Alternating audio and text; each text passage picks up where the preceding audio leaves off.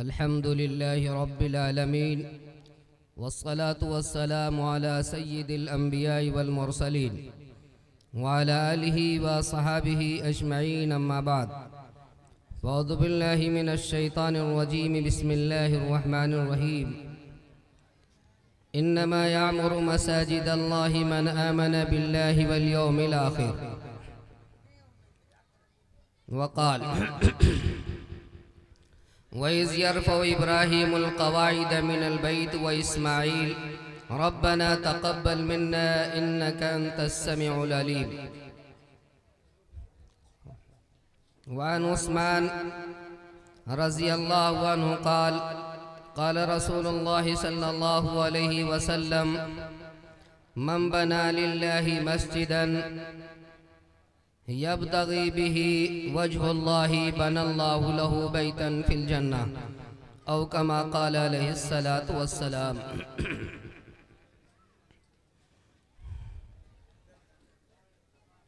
दुनिया में मुख्तलिफ किस्म की मजालिस और तकरीबात मुनाकिद होती हैं और हर कौम के खुशी और त्यौहार के मौक़े आते हैं, लेकिन इस्लाम को ये इम्तियाज़ हासिल है कि उसने अपने बंदों को, अपने मानने वालों को लहवो लाइब से दूर रखकर इबादत की तरफ मुतवज्जह किया है। इसीलिए इस्लाम की खुशी और त्यौहार के दो मौके ईद उल फित्र और ईद उल अज़हा, जिसके अंदर हम और आप अपने परवरदिगार के दरबार में हाज़िरी देते हैं और अपने परवरदिगार से उसकी रहमत और उसकी करम की भीख मांगते हैं और उसके सामने अपने इज़्ज़ो नियाज़ का इजहार करते हैं, और वो हमें और आपको अपनी मग़फ़िरत से नवाजते हुए, अपनी रहमतों को अता करते हुए वापस ईदगाह से वो मग़फ़िरत के साथ लौटाता है। यह अल्लाह का बहुत बड़ा करम है।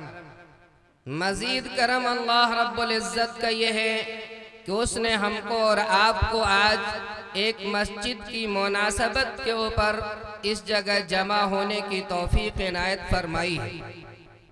इस्लामी तारीख़ के अंदर सबसे ज़्यादा अहमियत का हामिल अगर कोई मकाम है, सबसे ज़्यादा अहमियत की कोई जगह है तो वो मसाजिद हैं।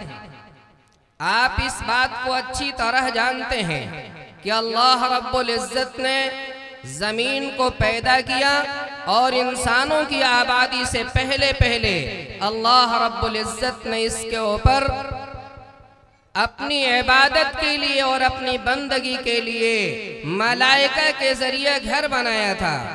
अल्लाह रब्बुल इज़्ज़त ने कुरान करीम के अंदर उसका तज़किरा फरमाया है, इन्ना अव्वल बैतिन वुदिअ लिन्नासि लल्लज़ी बिबक्का, कि अल्लाह की इबादत के लिए इंसानियत के वजूद से पहले अगर कोई घर बनाया गया था तो मक्का मुकर्रमा के अंदर खाने काबा की सूरत में मस्जिद मरकज़ है। अल्लाह रब्बुल इज़्ज़त की रहमतों के नुज़ूल की जगह है और इस्लाम और इस्लाम के मानने वालों के लिए अल्लाह की तरफ से ईमानियात के उतरने का हेड क्वार्टर और इसकी तरी और उसका पावर हाउस है।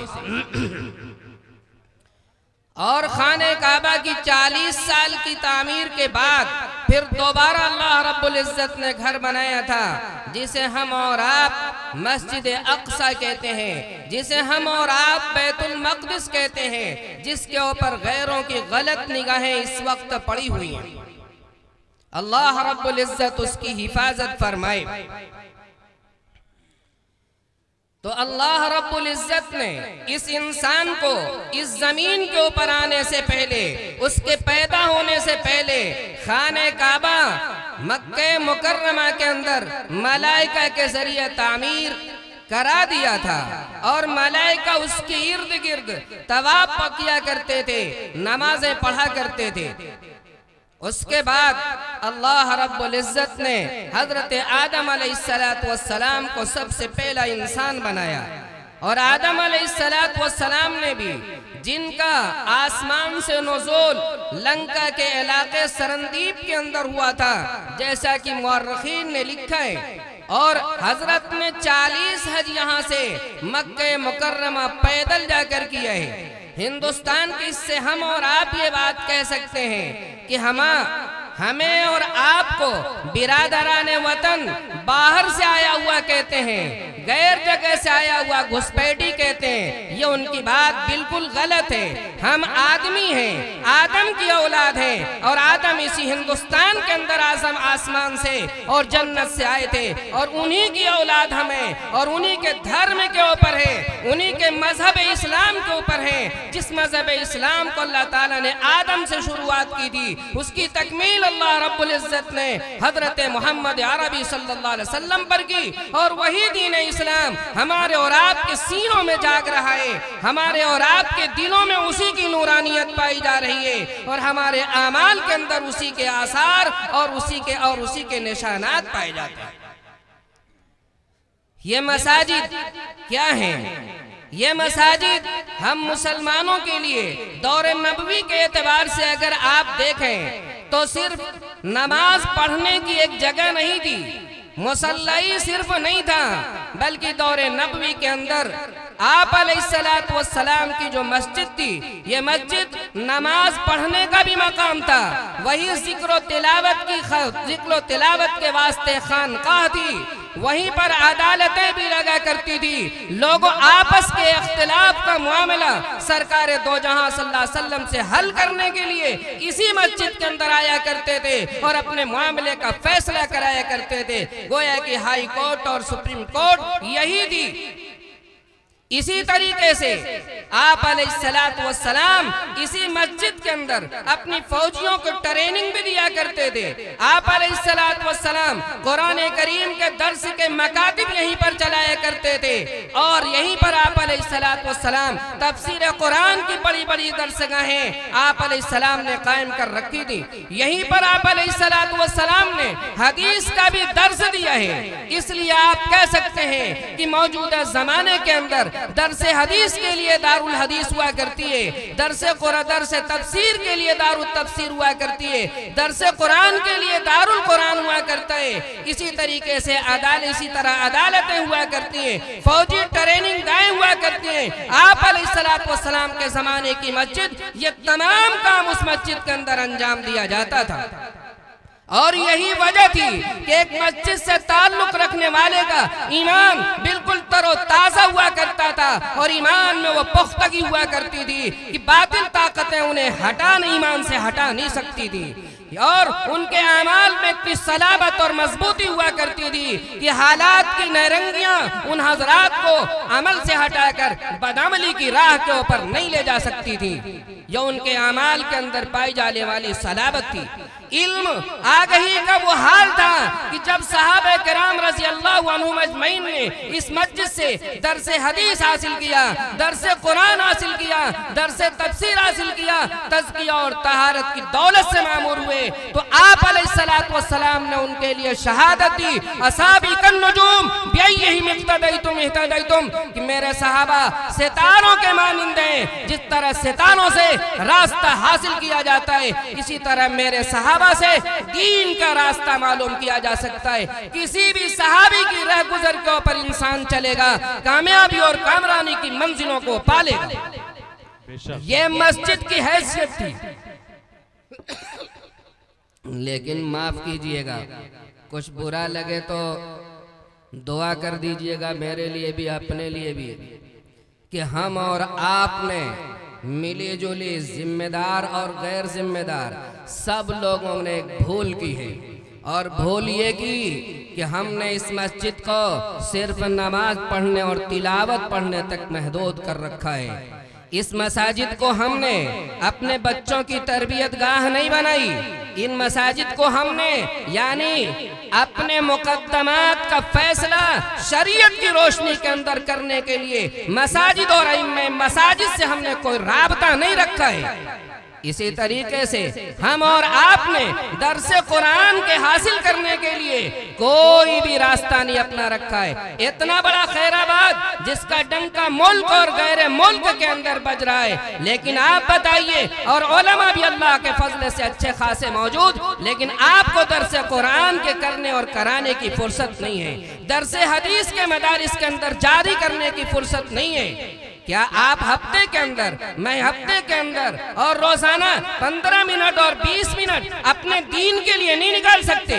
आज दुनिया का हाल देखिए। मेरे आका सल्लल्लाहु अलैहि वसल्लम ने फरमाया है कि जिसको मुसलमान कहा जा सकता है, ये इंसान चंद मराहिल से गुजरता है। यूलदु मोमिना व यहया मोमिना व यमूतु मोमिना।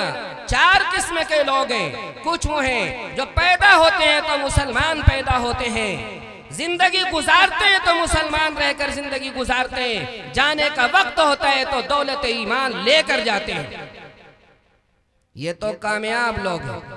दूसरा इसका उल्टा है कि पैदा हुआ तो वो काफिर था, काफिर के घराने के अंदर पैदा हुआ, जिंदगी भी गुजारी तो उसी रह गुजर के ऊपर गुजारी, और मौत हुई तो हजारों बुतों को अपने दिल के अंदर लेकर चला गया, जिसका ठिकाना जहन्नम है।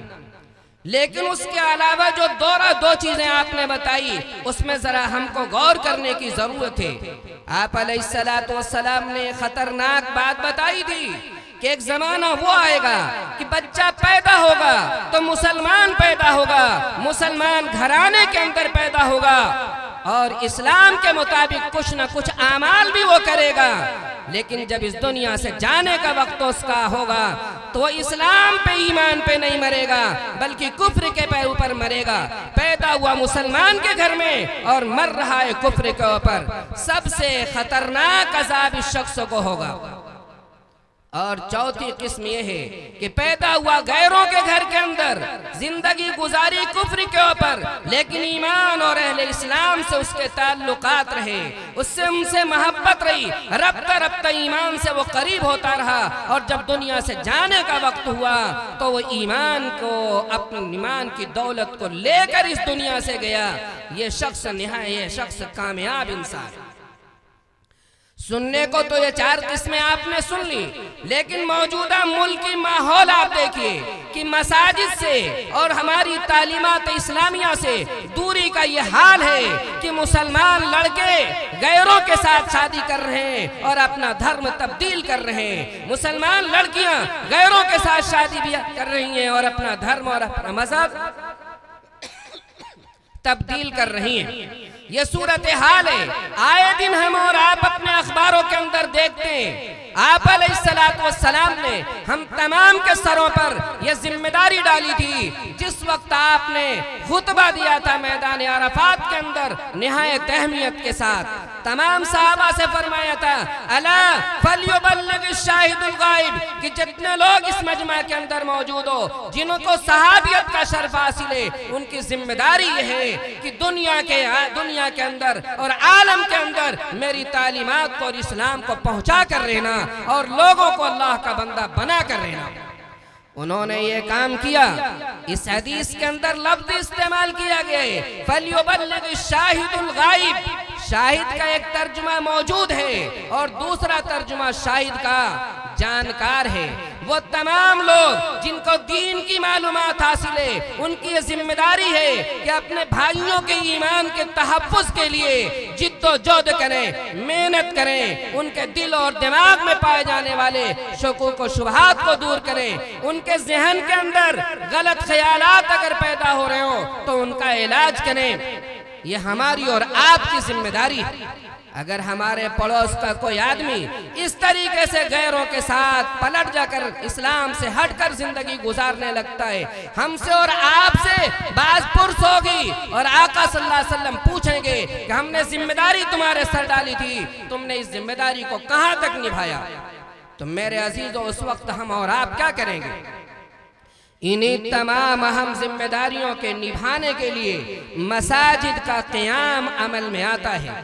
और आप तारीख़ इंसानी पढ़िए तो हजरत आदम ने भी खाने काबा की तामीर फरमाई है, हजरत इब्राहीम अलैहिस्सलाम ने खाने काबा की तामीर फरमाई है, हजरत सुलेमान अलैहिस्सलाम, हजरत दाऊद अलैहिस्सलाम ने मस्जिद की तामीर फरमाई है।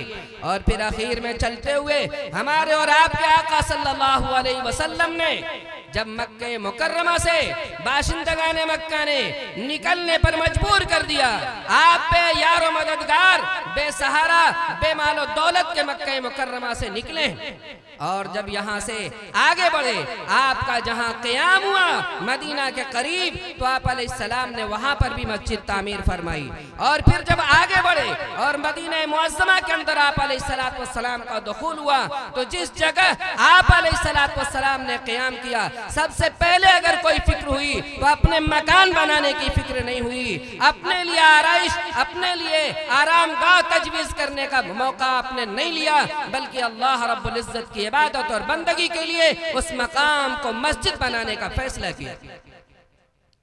ये हमारे और आपके लिए बड़ी खुश आइंद बात है कि हमको और आपको मस्जिद उस्मान गनी के जिम्मेदारों ने पुकारा है इस वास्ते ताकि हम और आप अपनी मेहनत की कमाई को इसके अंदर सर्फ करें और सर्फ करके मस्जिद की तामीर करें। खाने खुदा की तामीर के अंदर हमारा और आपका जो भी पैसा लगेगा वो सब सुवारत है और सबका सब कारआमद है। मैंने एक हदीस आपके सामने पढ़ी है, उस हदीस में आका सल्लल्लाहु अलैहि वसल्लम इरशाद फरमाते हैं, मन बना लिल्लाहि मस्जिदन, कि जिस शख्स ने अल्लाह के लिए मस्जिद बनाई, और मस्जिद की तामीर से मकसूद उसका क्या है? मकसूद ये है कि हमारा परवरदिगार राजी हो जाए, उसकी इबादत के लिए घर तामीर हो जाए, उसके जिक्र तिलावत के लिए एक जगह मुतय्यन हो जाए, और अल्लाह वालों के लिए बैठने का एक मौका, एक जगह फराहम हो जाए। उसने अल्लाह की रज़ा के लिए काम किया तो अल्लाह रब्बुल इज़्ज़त उसके लिए जन्नत के अंदर घर बनाएगा। जन्नत में घर बनाएगा, कैसा घर जन्नत में बनेगा? बाज़ रवायतों में तो यही लिखा है कि बनल्लाहु लहू बैतन फिल जन्नह, कि अल्लाह रब्बुल इज़्ज़त उसके लिए जन्नत में घर बनाएगा। हम और आप अपने एतबार से घर बनाते हैं और अल्लाह रब्बुल इज़्ज़त मालिकुल मुलूक है, अल्लाह रब्बुल इज़्ज़त शहंशाह दो आलम है। आप और अल्लाह रब्बुल इज़्ज़त जब घर बनाएगा तो अपनी शायान शान घर बनाएगा।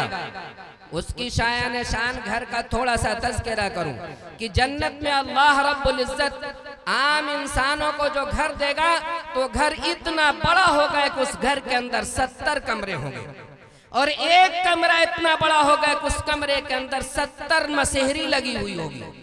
तो सब कमरे में 70 मसेहरी लगने की गुंजाइश होगी।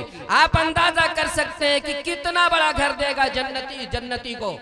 और जब अल्लाह रब्बुल इज़्ज़त का घर हम और आप बनाएंगे तो अल्लाह ताला की जात से यही उम्मीद है कि अल्लाह रब्बुल इज़्ज़त हमको और आपको उस मकान से बेहतर अपनी शायान शान घर अता फरमाएगा। कितनी बड़ी मस्जिद बनानी है? सेठ साहब कोई होंगे, पता लगा 1 करोड़ रुपया निकाल दिया, जमीन खरीद ली और मस्जिद बना लिया। पूरी मस्जिद उन्होंने बना ली, उनका तो घर जन्नत में बन जाएगा। बाकी यहाँ जितने बैठे हुए लोग हैं, इसमें से मैं अगर कहूँ कि कोई भी ऐसा नहीं है जो पूरी मस्जिद अपने खर्च के ऊपर तामीर कर सके, तो फिर उसको ये सवाब कैसे मिलेगा? कुर्बान जाइए उस मोहम्मद अरबी सल्लल्लाहु अलैहि वसल्लम पर जिसने हमारे इस सवाल का जवाब आज से 14 सदी पहले दिया है। आप अलैहिस्सलातु वस्सलाम ने फरमाया कि मन बना लिल्लाहि मस्जिदन कमफासिक़तात बनल्लाहु लहू बैतन फिल जन्नह। एक मुफस्सिर लिखता है कि चील अपना घोंसला बनाती है और उस घोंसले को बहुत से बहुत आप देखेंगे तो 1.5 फीट के अंदर रहता है। इतनी बड़ी भी अगर किसी आदमी ने मस्जिद बना दी तो अल्लाह रब्बुल इज़्ज़त उसके लिए भी जन्नत के अंदर मस्जिद की तरह घर बनाएगा, और उसके एजाज, मस्जिद के बनाने के एजाज में उसके लिए अल्लाह ताला जन्नत में घर बनाकर उसको हवाला करेगा। अब जाहिर है कि उतनी बड़ी मस्जिद ना हम कायदे से खड़े हो सकते हैं उसके अंदर, ना उसके अंदर रुकू कर सकते हैं, ना उसके अंदर सजदा कर सकते हैं। फिर इतनी छोटी सी मस्जिद के बनाने का फायदा क्या है और इतनी बड़ी मस्जिद बनाने का मतलब क्या है? तमाम हजरात मुफस्सिरीन इस बात को लिखते हैं कि इसका मतलब यह है कि चंद लोगों ने थोड़े थोड़े पैसे लगाए और पैसा लगाकर खाने खुदा की तामीर की। अब अगर बंटवारा किया जाए तो किसी के हिस्से में 1 फीट मस्जिद का बनाना आता है, किसी के हिस्से में 2 फीट आता है, किसी के हिस्से में 4 फीट आता है, किसी के हिस्से में छोटा एक चंडुल के घोंसले के बकदर आता है। अल्लाह रब्बुल इज्जत हर एक को इस मस्जिद के बनाने को पर सवाब अता फरमाएगा और जन्नत के अंदर उसके लिए घर बनाएगा। इसलिए अजीजों, हमको इसके लिए तैयार रहना चाहिए।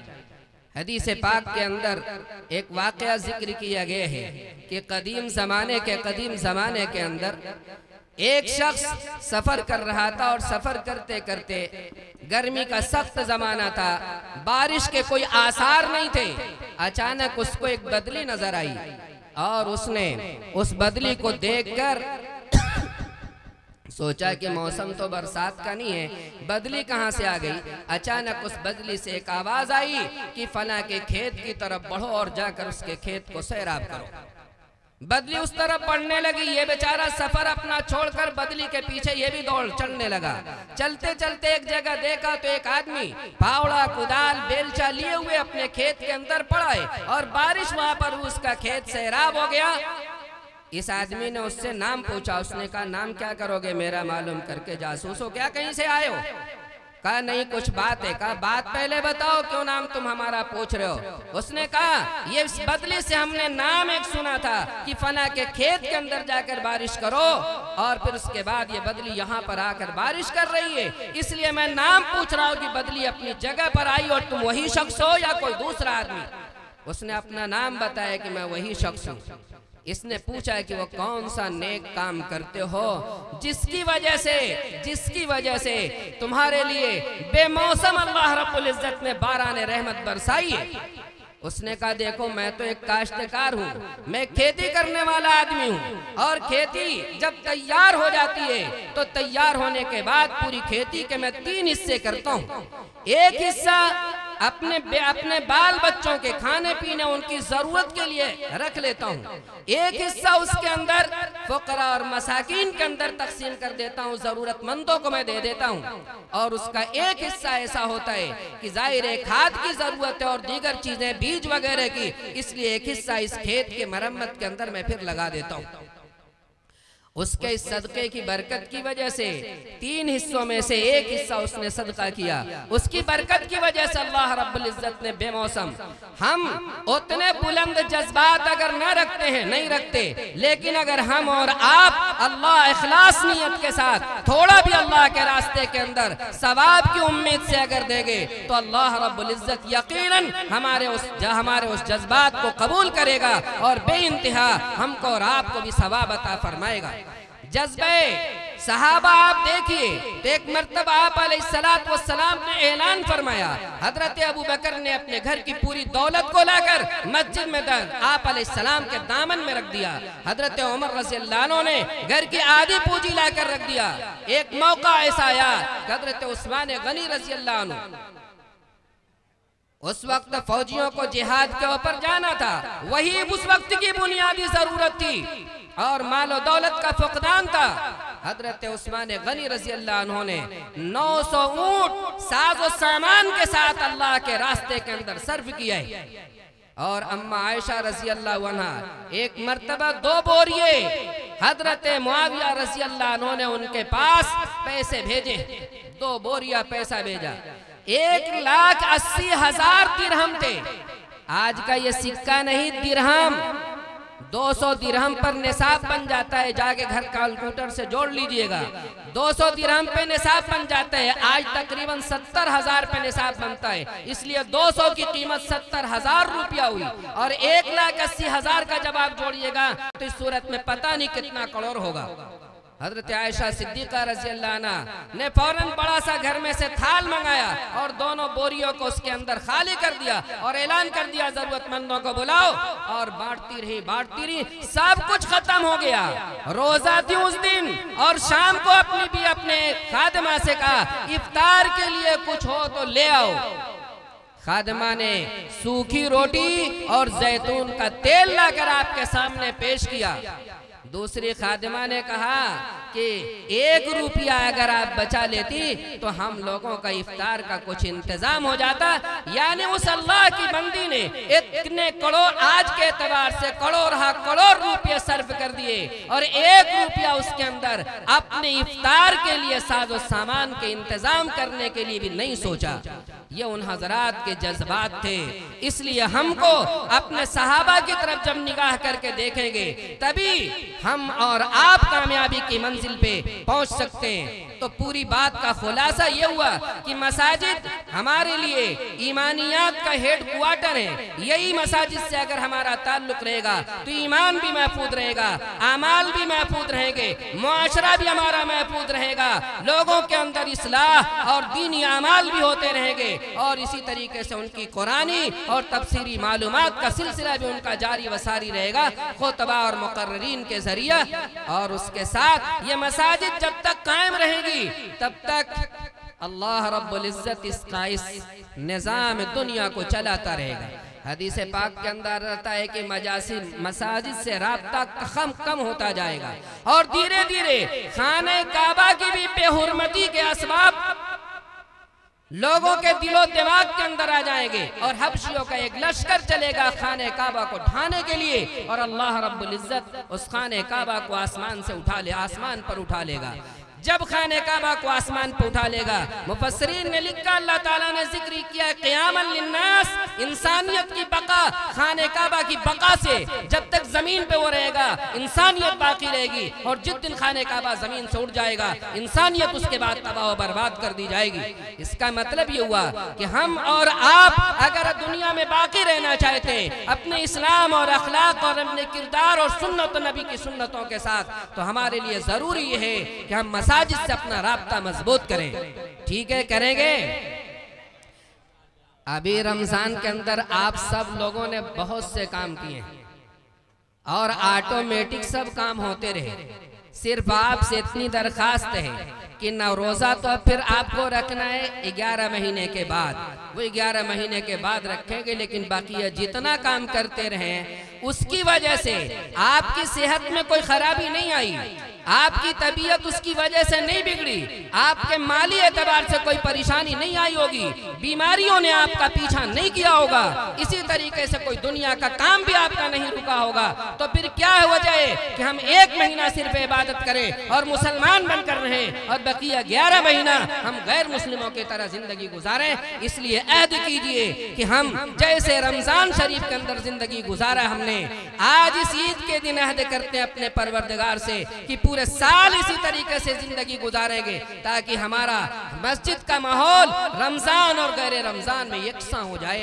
अल्लाह रब्बुल इज्जत मस्जिद का ज्यादा से ज्यादा ताउन करने की आप हजरात को तौफीक अता फरमाए और मस्जिद की अल्लाह रब्बुल इज्जत तामीर को मुकम्मल होने का बेहतर से बेहतर खजाने गैब से इंतजाम फरमाए। व आखिरु दावाना अल्हम्दुलिल्लाह।